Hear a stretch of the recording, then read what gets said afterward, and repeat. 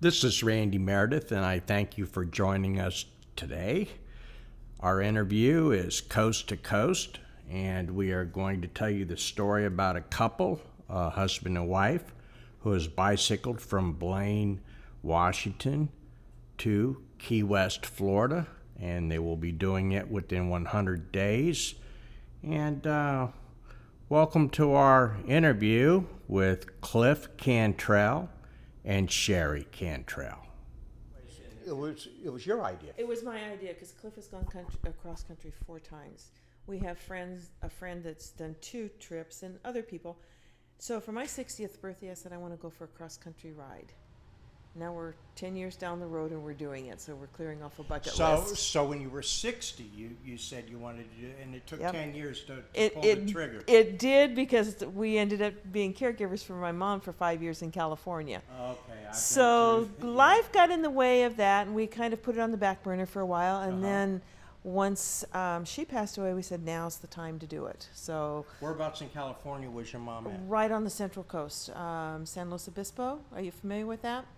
Yes, I am. That's near Hearst Castle area. Yes, it is, and she was about 20 miles south of that in a little town called Arroyo Grande. Okay. Well, I grew up north of there, outside of San Francisco. Oh, okay. Which was the reason why I was asking. Oh, okay, yeah. I just got back from Monterey.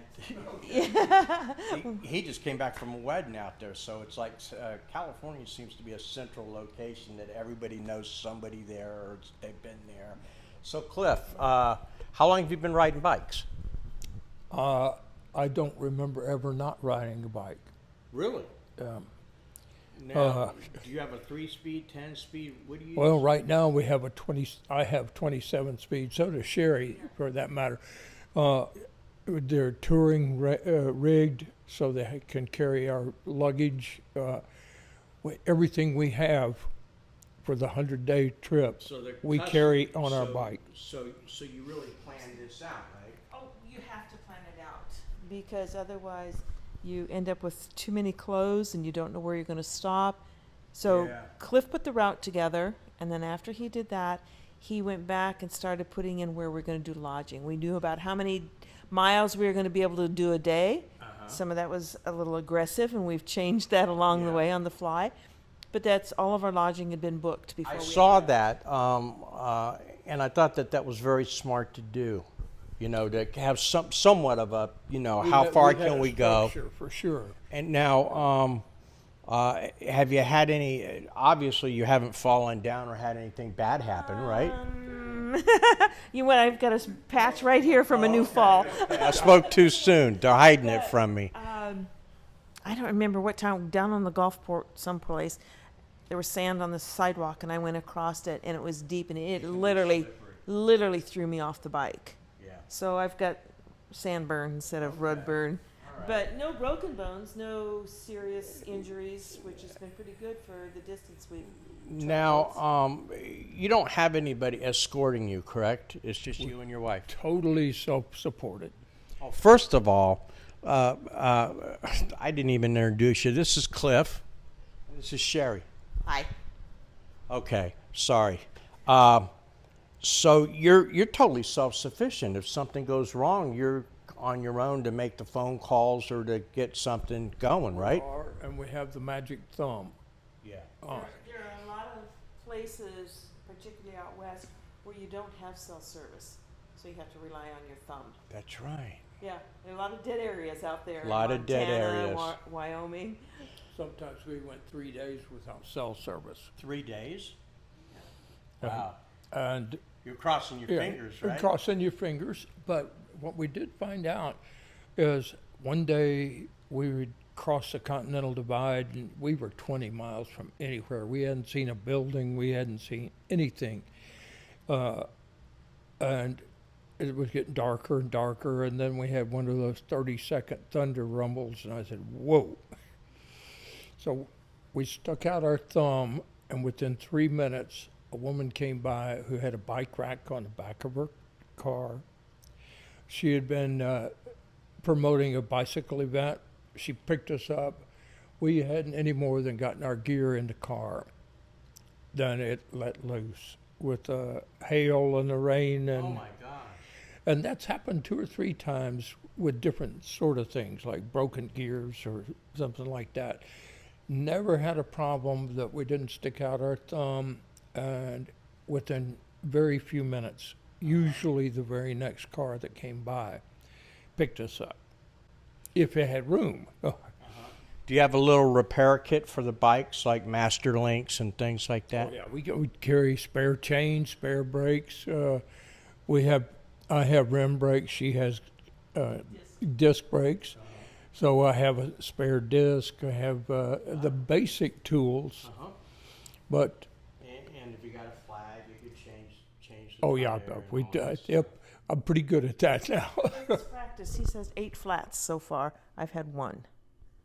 You've had 8 flats. Yeah. Oh yeah. What is it that causes the flats? Is it like little burrs, those little burrs, or pieces of glass, or The biggest garbage? problem we've had is with where tires, truck tires have exploded, and they have that real annealed wire in them, and those little wires will cut through. We have Kevlar lined tires, but those little wires will pop through, and I wouldn't have even thought of that. we didn't either. Glass? Glass, yeah. I popped mine on a rock. You popped yours on a It rock. was a sharp rock, and it was just enough to make it go flat. Now, tell me one of your most interesting stories of somebody that you met along the way. Ah, that's easy. Her name was Judy. She was 81 years old and was our host, Warm Showers host in Cape Girardeau, Missouri. She had been one of the original bike centennial riders that really started the cross-country movement back in '76. And had been, it was sort of a life-changing thing for her. And now she still bicycles. When we left Cape Girardeau, this 81-year-old woman brings her bike up out of the basement and says she's going to lead us out of town. Well, we were going 35 miles. We had a short day that day. She went 17 and a half of it and left us. So we had 17 and a half to go that way, and she had 17 and a half. We ended up doing the same amount of mileage. Pretty amazing woman. Speaking of age, do you mind sharing with everybody what your age is? I turned 70 in January, and Cliff is 79. Did you people hear that? 70 and 79, and this trip is going to be a combined mileage of, it's over 5,000 miles, right? Just at 5,000 miles, yeah. Just at 5,000 miles. Is the trip going easier or harder than you thought? Yes. At times it's been harder than I thought it would be, and other times it's like, where did the time go? You know, in the very beginning, we went across Snoqualmie Pass, and there was a lot of what people refer to as hike-a-bike, because it was so steep, you had to just get off your bike and push it up the hill. But it was one of the most incredible parts of the ride, just because you're up the treetops. It's an old rails to trails, if you're familiar with the rails to trails term. So they take old railroad beds and turn them into bike paths. So the grade is where trains could go, you know, because they can't go real steep. So it makes for a nice bike ride. But at times it would get steep up there. But you're at the treetops. You're going through the old trestles. We went through a 2-mile tunnel. And that and the sunflowers in South Dakota will probably be my 2 takeaway memories, because we went through thousands and thousands of acres for 3 days of sunflowers in blossom. Wow. How about you, Cliff? I'm pretty much the same. I've gone over those mountains before, and there was a real question at 79 of how that was going to go. And then Sherry had knee surgery in May, so she lost the month of May. We pretty much lost that month for training. So it was really some real questions when we started, but we persevered, And now we do grades that we couldn't have thought of doing at the beginning of the ride. Is this totally self-funded, or do you have some help from people, or how is this all pulled together for you? We have a handful of people who have contributed to the cause, but it is otherwise self-funded. Okay. And what do you, if you was to talk to somebody who's younger and thinking about maybe doing this, what would be your message of self-encouragement to them? There's so many, but the big ones are doing a trip like this gives you a real understanding of your ability to solve problems. You across the country, you look at the map and say, I did that. Plus, you get to see the country at what we call the speed of bike. When we went past miles and miles and miles of the sunflowers in South Dakota, past 8,000-acre sunflower farms, you get to go at a speed that you can enjoy that. Of course, when you go past a feedlot or a dairy farm, you experience that too. Iowa's nice for their pig farms. You just can't hold your breath long enough. I would add, though, when we talk to the kids 20, 30 years old, don't try and do it by yourself. It's a daunting task. People do that, but you really need a cheerleader for when you feel down. You can't. I had a couple of days I just want to throw my bike down, say I'm done, and we'd get to talking, and So you bounce off. we bounce off each other. And I admire the people who can do it by themselves, but I would highly encourage also those for safety. for safety. Mm-hmm. And we had one advantage.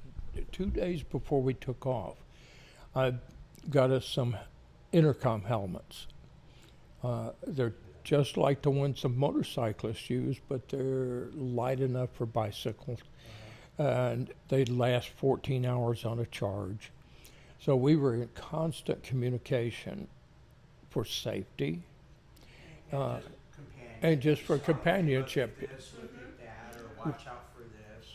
Yeah, we probably talked more in a general day than would normally happen because we were focused together. Right. But the helmets had a half a mile range, so we didn't have to run wheel to wheel.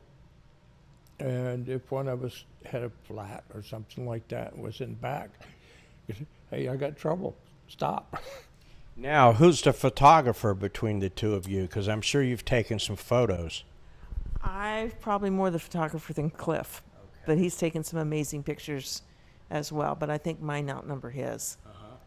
So do you plan on writing about this or doing a little journal or just even for yourself? Probably we intended to blog the trip, but it was really hard. It was a lot more work than we thought it was going to be. And when you get off the bike at the end of the day, the last thing you want to do is sit in front of a computer. So we'll catch up with that when we get back. We'll blog some of that. I don't see a book in our future. A lot of people think we should write a book, but I think we'll just be sharing a lot of our pictures and our stories as we go down the road. Okay. But along that same line, what we didn't budget for was social time. And that plays such an important part in the trip. You stop, you talk to people, you are involved in people, and that took away from time to blog. Yeah. So we're going to try to catch that up, and we carry a book of our road angels. That's the people that help us along the way. We had a woman stop and say, you need some cold water. I have a gallon of cold water in the car. And she filled up our water jugs. Or somebody else, we were struggling up a hill, and guy comes up behind us, and he had passed us going the opposite direction, and it had taken him a long time to get back to us. He said, "You folks are hot and tired." Oh, it was over 100 degrees. And he said, "I'll take you up to the top of the hill." Oh, that was nice. Yeah, But then we found out he lived on the other side of the hill, so we just stayed in the truck with him and rode down the other side. So that helped. Well, I want to thank you two very much for inviting me into your home, that you're staying here at Navarre. And thank you for sharing your experience with our viewers. It's quite inspiring, to say the least. It's our pleasure. We love telling our story. I would say anybody that has the physical capability of doing it should do this. As someone told Sherry, it's not a 100-day trip. It's 100 one-day trips. And if you look at it that way, it is truly amazing way to see this country, and to say, "Oh, I really can do that." Well, we hope that Cliff and Sherry has inspired you guys to get out and do your thing in life. This is Randy Meredith reporting for Navarre Newspaper. Thank you, Randy.